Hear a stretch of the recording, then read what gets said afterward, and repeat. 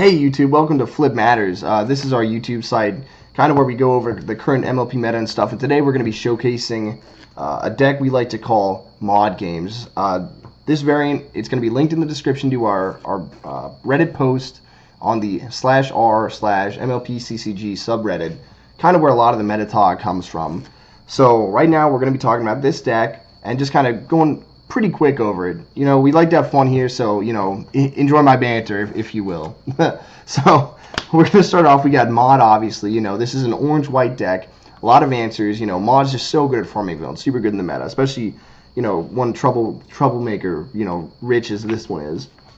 3 Big Macs, great card. As soon as it hits the field, you know, they're going to be shaking to the boots, flipping 2 cards, never bad, especially when your flip average is about 4.04. Then we're looking at Applejack Farm Formaire, obviously indie stamp because we're pimps, and you know, these are great. You know, you're going to be helping you find resources, especially farming barricades. You know, just giving you great answers in general. Then we're going to continue on. We're going to be running 2 Applejack Element of Honesties, really fantastic Nightmare Moon protection, and not only that too, because you are main decking orange, it gives you that hard cast ability that you normally wouldn't have. So that was our orange. Now we're going to move on to white. Again, one of the best cards in the game. We're looking at Rarity Truly Outrageous. Now, I know anybody that's played this game and is a veteran is going to be able to tell you this card is outrageous. So many times I played against this and just had games snatched away from me, and this is exactly what it does for Maud. Not only that, it's going to give you free movement too with Varmint Barricade.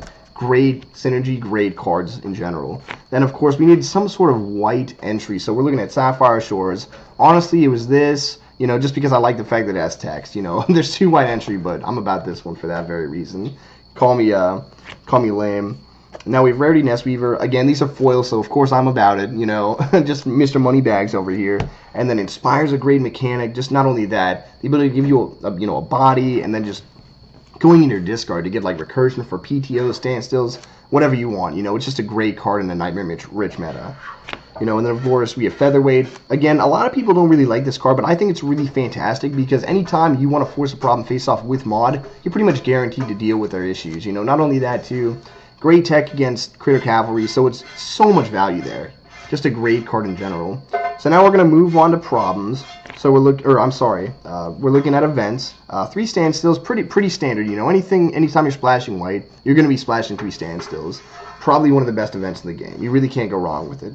Then on that same note as well, we're running 3 Plump Target Out, or PTO. Great card, great answer, great response. Stops TSUV, stops Tips and Snails. Again, just wonderful. And then of course, we're going to need a couple fixers, you know. In a deck like this, you really can't afford to be running a lot of low things when you're trying to flip and defeat villains. Pretty face-off heavy, right? So we're looking at Rock Salt Fast, and that's going to give you a lot of your entry to play some of your white friends.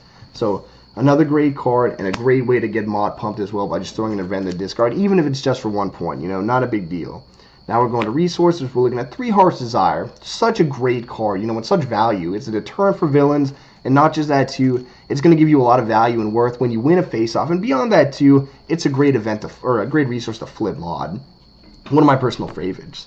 Then we're going to continue. Of course, the real strength of the deck here is, of course, the free movement given to you by Varmint Barricade. Love this card. Love what it did for Maud. And shout out to Nathan. Great dude. Great deck. You know, tip my hat to Maud. Like, you know, so happy you did that for the meta. Congrats on Nats. Now we're looking at Carnalot Hedge Maze. Another great control card. You know, it's funny, you know, Orange has a lot to discard, but this is the real control card. This, honestly, maybe Element of Honesty.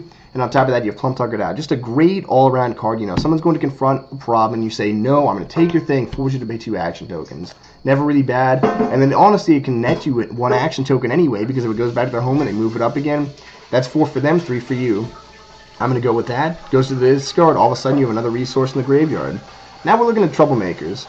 Pretty standard build here. We're running 3 Nightmare Moons. Such a great card. Pretty much great all the time, actually. You know, you play it early, discard often. People are mad, you're happy. I'm about it. Then we're looking at Azotl. Of course, we're running 3. Again, a great card. You know, super easy to farm for yourself. And honestly, just looks funny. You know, I'm not going to lie. Normally, I'd be running developer promos in here, but hey, can't have them in every deck.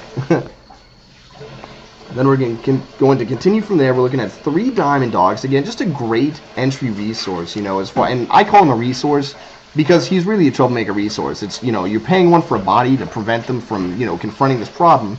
And if they kill him, then that's great. They paid to kill this guy. and you're getting an extra 2 action tokens. It's like a mini Heart's Desire. You know, you really can't go wrong, especially with Varmint Barricade. A lot of value from Diamond Dogs. And of course, you're running 2 Queen Chrysalis, not because it's super hard for you to confront with 3 Big Macs, but it's really for the anti-Maud matchup anyway. You know, I'm pretty certain Maud like can't really afford the friend slots for Big Mac himself, and it's really good against a lot of aggro decks anyway. So, Queen Chrysalis, great card. Now we're going to finish off and we're going to go to problems. So we're going to look at our starting problems. We're only running 2. We have Social Obligations and Surprise Social Obligations. Great card, great for face-offs. You know, all of a sudden you're flipping huge, you're exhausting Maud. All of a sudden those 2 points from his auto go to 3, 4 from a Nightmare Moon with 3+1. Things are looking up, things are looking great. Trade Dispute, another great card. This is so deceptively great because even though it only has a requirement of 6 for your opponent to confront with a bonus of 2, in order for them to get enough friends to confront this, it's almost impossible. They're being forced to play here. It's like a better version of Ponyville in a bottle. And it's also one-sided because it's orange and white. Now we're moving on. We're looking at Fruit Bat Roundup. Just a great card against a lot of the surprising Snips and Snails meta out there. You know, people don't see that, and they're just like, oh, I'm going to Snips and Snails and do my trick. Well, you know what? You hit a Fruit Bat Roundup, and you have a bunch of things to do that turn. Sorry, looks like your RTO that was in your hand is gone now, man.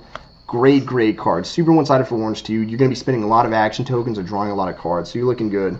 Wanted, needed. Yeah, there's a lot of mods out there, but you know what? There's a lot of you out there too, you know? So generally speaking, with your standstills and your PTOs, you're going to prevent the confrontation for them before you hit this. So it's a great card for you. Again, very one-sided. 4 points in 1 turn with that bonus. Amazing. And of course, we have Timber.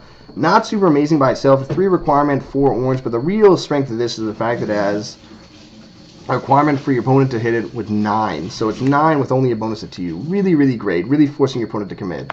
So again, thank you so much, guys. Thanks for coming to our channel. Aqua and I are really looking forward to, you know, like, subscribe, let us know. Let us know in the comments, too, what you guys think of the deck. You know, if you guys have any changes. And we'll respond to you guys as quickly as possible. And check us out on the subreddit as well, and our link in the description.